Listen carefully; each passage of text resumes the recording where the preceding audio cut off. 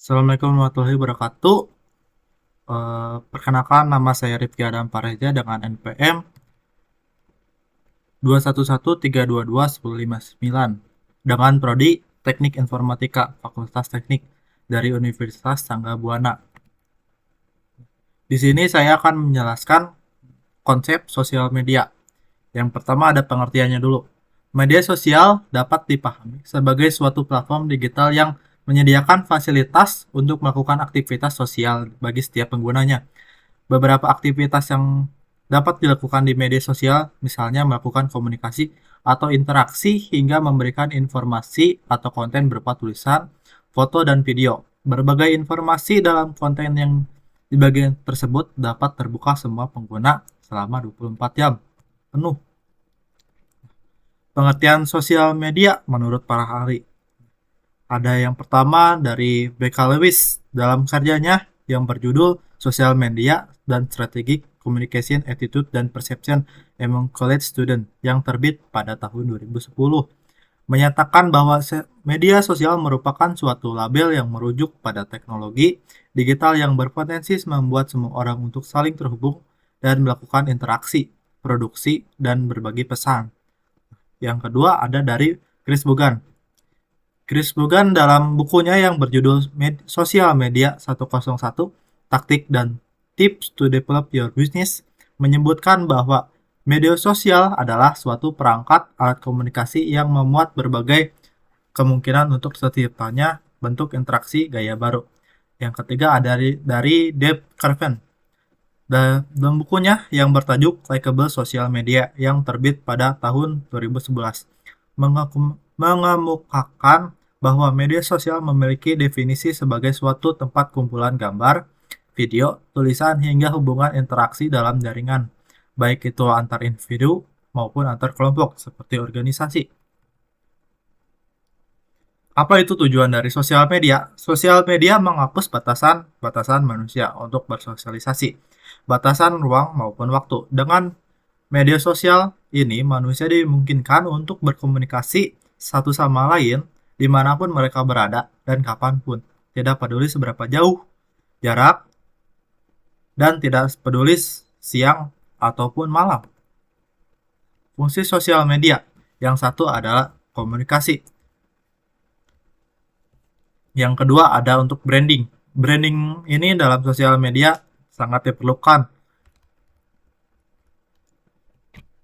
bagi suatu eh, usaha atau individu usaha. Yang ketiga ada tempat usaha. Sosial media sangat pesat dalam bidang tempat usaha karena lebih terjangkau dan lebih mencapai orang-orang yang membutuhkan dan bisa diakses informasinya dalam 24 jam. Yang keempat ada marketing.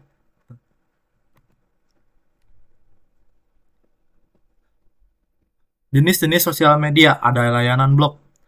Layanan blog bisa dipahami juga dengan jurnal pribadi ada pada internet, yaitu memiliki fungsi sebagai untuk membagikan catatan atau pandangan pengguna terhadap suatu isu. Yang kedua ada jejaring sosial atau social network. Social network eh, lebih dikenal sebagai sosial media, yaitu tempat berkumpulnya suatu kelompok atau individu dalam bersosialisasi, yaitu contohnya ada Facebook, Instagram, dan Twitter. Nah, yang ketiga ada layanan blog mikro atau microblogging yang fungsinya sama seperti layanan blog, tetapi eh, isinya lebih ringkas. Ada layanan yang keempat ada layanan berbagi media atau media sharing. Nah, untuk berbagi media atau media sharing ini contohnya seperti YouTube. Yang kelima ada layanan kolaborasi.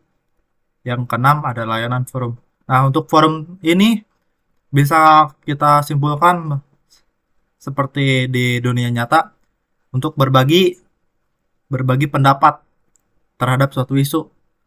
Tetapi di sini jangkauannya lebih luas karena bisa mencapai berbagai berbagai belahan dunia bisa ikut kepada forum tersebut. Nah, di sini ada contoh sosial media, ada Facebook, Instagram, YouTube, Twitch, Twitter, LinkedIn. Apa aja apa aja sih manfaat dari sosial media? Yang pertama ada sarana belajar, mendengarkan dan menyampaikan. Yang kedua ada sarana dokumentasi, administrasi dan integrasi. Yang ketiga ada sarana perencanaan, strategi dan manajemen.